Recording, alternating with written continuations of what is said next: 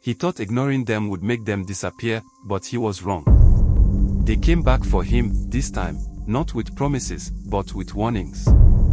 When he refused their offer, they didn't walk away. They tightened the net. It started with phone calls from unknown numbers, then men in black suits waiting outside his apartment. Then the message that made his blood run cold. No one refuses us twice. That was the night he realized, this wasn't about football anymore. This was a spiritual hunt, and he was now the target. This is Dangerous African Confessions HD, the only place where secrets are spoken, darkness is exposed, and truth is brought to light. Hit the subscribe button now, share this story so it can reach others before it's too late. Now, let's go.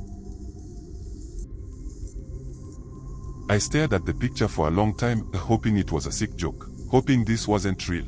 But then he said, power must be fed. Everyone at the top pays the price. It's your turn. I pushed the picture back to him and said that I didn't sign up for this. He leaned in, and for the first time since I met him, he dropped the mask. You think you still have a choice? You crossed the line the moment you entered the room of the chosen. You are marked. And those who are marked must serve. They didn't have to touch me physically, they attacked everything around me. I knew what they wanted, fear. They wanted me to run back to them, I begged them for protection, accept the contract again. But I refused. And that made me dangerous, because no one is allowed to leave them. No one walks away from that circle. Either you return, or you disappear. That was the beginning of spiritual war in my life. And I have fought till now. But they didn't disappear after that first night, I only bought time. That's what I realized later. I thought refusing them once meant it was over, but these people, this order, they don't accept the word no. They wait. They watch. Then they come back smarter. The pressure didn't return loudly. It came in waves, silent but strategic. It started when my phone rang late one night. Unknown number. The voice didn't introduce himself. He didn't threaten me. He just said, you're making it hard for yourself. Opportunity doesn't come twice. Click, call ended. I ignored it. 2 days later, I got another call. You think walking away was your choice? There's no exit. Again, call ended. They weren't asking me anything anymore. They were tracking me, reminding me they still existed. But it got worse. One evening, I stepped out of my apartment and saw 2 men in suits standing across the street. They didn't hide. They looked straight at me. Not blinking. No smile. Just staring. I told myself maybe I was being paranoid until I saw them again. Next day. Same spot. I got to training, they were parked outside the stadium. Later, I received a message. No name attached, just a picture. Me. Walking into my own building. Text under it. We are waiting. That's when paranoia turned into fear. And then, like magic, when this silent attack was building up, my career suddenly accelerated. A scout from a big European club contacted me. Not trial, contract interest. Real chance. My agent was celebrating. He said, bro, this is it. Stay focused. They want you in preseason. This is your breakthrough. But somewhere inside me, I already knew this wasn't normal. Things like this don't just fall from the sky, especially not after I refused them. Something was tied to this. I was right. My agent said someone senior in football circles wanted to meet us to finalize business matters. I thought it was a club director or maybe someone from the board. We got there, it wasn't a football official. It was a representative. He didn't say what organization he was from, but I knew. I recognized the bracelet. Same serpent symbol. Same ring. Same accent. He was from the order. He said calmly, like we were talking about weather. We are giving you one last chance. We opened this door for you, but every door has a price. No sacrifice, no destiny. I kept quiet. He leaned forward. We don't need your money. We don't need your loyalty speeches. We need an oath. Something that proves you belong to us. I asked, what do you want? He looked at me with eyes that didn't blink and said, we want someone close. Someone innocent. Someone who trusts you. I froze. Bring her, he continued. We'll take care of the rest. That will seal your journey. Her. He didn't say who, but I knew exactly who he meant. My younger sister. I stood up and made them understand that I'm not doing any of this.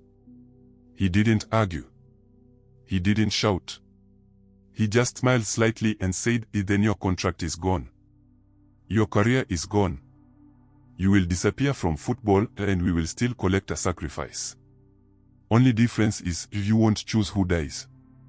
My agent, not knowing what was happening, I was confused. He kept whispering, bro, what are you doing? This is your chance. But I walked out of that dinner. I chose my family over my career that night, but I had no idea how heavy that price would be. When I walked out of that dinner, I thought it was over. I thought choosing what was right, protecting my sister, would somehow force them to leave me alone. But in the realm of darkness, nobody walks away clean. They don't accept refusal. They punish it. Days after I rejected their final offer, football called, my transfer collapsed. My agent said, bro, I don't understand. The club suddenly pulled out. They didn't explain. They just walked away. 3 other clubs that had shown interest. Gone. Calls stopped. Emails stopped. Everything died fast. It didn't make sense. One day I was getting contract offers, the next day nobody would even pick my calls. I didn't need a prophet to tell me this was them. Then the nightmares started. Almost every night I would wake up exactly at 3 a.m. feeling like someone was in my room. My heart would pound so hard I could feel it in my throat. Sometimes I heard whispers. Sometimes footsteps. But one night it got real.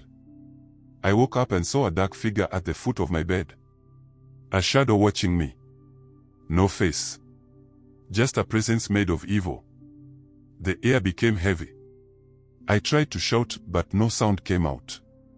My body was frozen. Paralyzed. And then I heard it, a voice inside my head, you belong to us. Come back before you lose everything. Just like that, it vanished. My room went cold. That night, I didn't sleep again. You see, it didn't stop with me, they came after the people I loved. My sister, the one they wanted as a sacrifice, collapsed at home for no reason. No warning. No illness. Doctors said she was fine. But she wasn't fine. She started having constant nightmares. Waking up screaming, saying they are coming. They are coming. This wasn't life anymore. It was a spiritual ambush. But in all this, they were not done. You see, the worst attack came on a rainy night when I was driving back home. The road was clear, no cars ahead, no traffic. Suddenly, my steering wheel locked by itself. It froze solid. I couldn't turn. I lost control. My car spun across the road. In that moment, before impact, I saw him again. The same dark figure from my room. Sitting in my passenger seat. Watching me. No face. Just darkness. Like he came to collect my soul. But instead of crashing into the wall, I stopped. Inches away. No crash. No scratch. Total silence. That's when I knew they were letting me know something next time we won't miss. This wasn't about football anymore. This was about ownership. They were trying to destroy me mentally, spiritually, and emotionally until I came crawling back. But I didn't go back. Because something happened next that changed everything. Something I didn't expect. You see, I had reached my breaking point. My career was dead. I couldn't sleep. My sister was being tormented. My family was falling apart under spiritual attack. And the same people who promised me success were now hunting my soul. One night, I made a decision that changed my life forever. I stopped running. I didn't go to a church. I didn't call a pastor. Instead, I went to the only person I knew who feared God, my mother. I didn't tell her everything, but I told her enough. Mom, something is fighting me. I don't know what to do. But I know this is not a physical battle. I need help. She didn't ask for details. She didn't judge me.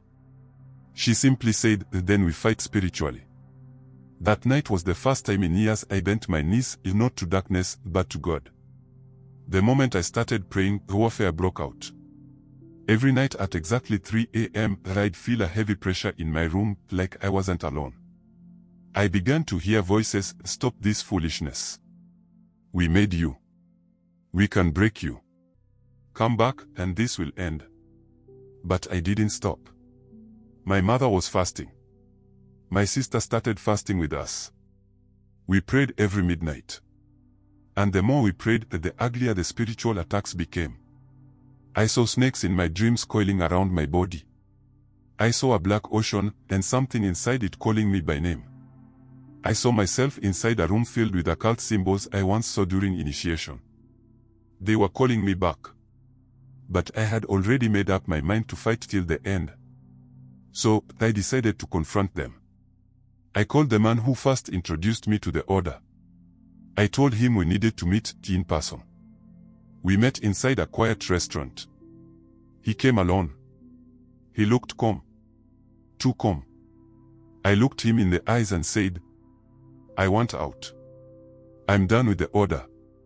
He didn't blink. He leaned forward and said, there is no out. The moment you agreed, your blood spoke. This is not football, you don't quit.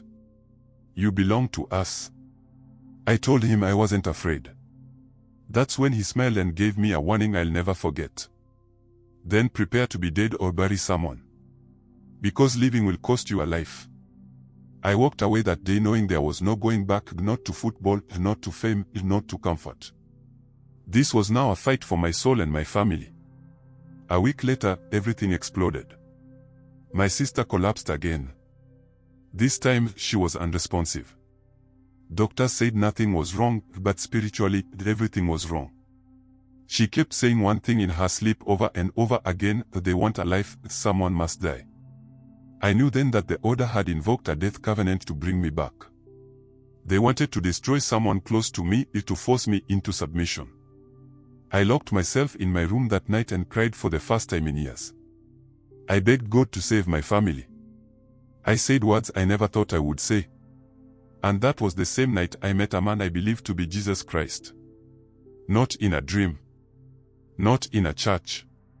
But in a way that is very profound in my life. I will try hard to explain it because what happened next cannot be explained by human logic. You see, that night after I prayed, truly prayed for the first time, I couldn't sleep. There was no dream. No vision. Just silence. But it was the kind of silence that felt different. Heavy. At around 3 a.m., something happened. I was on my knees beside my bed when I felt a force enter the room. Not evil this time. Not cold. But powerful, so powerful I couldn't stand. I couldn't speak. I just wept. Because whatever entered that room already knew everything about me, my secret fears, my failures, my sins. For years I had felt owned by darkness. But in that moment, something broke in me. For the first time, I didn't feel trapped. I felt seen. Loved. Forgiven. No man was there, but someone was. And I heard one sentence inside me so clearly that I will never forget it until I die. I paid for you already. Now stand up and walk out. I knew exactly what that meant.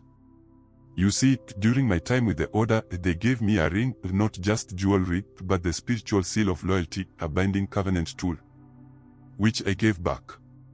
But there were other things that was part of the things given to me. I always kept them hidden at home. They told me as long as I had them, I would always be favored and always belong to them. I went for it. Suddenly, the voice whispered behind me. If you burn it, you will die. My hands started shaking. Fear tried to come back. But I told myself that I would rather die free than live as a slave.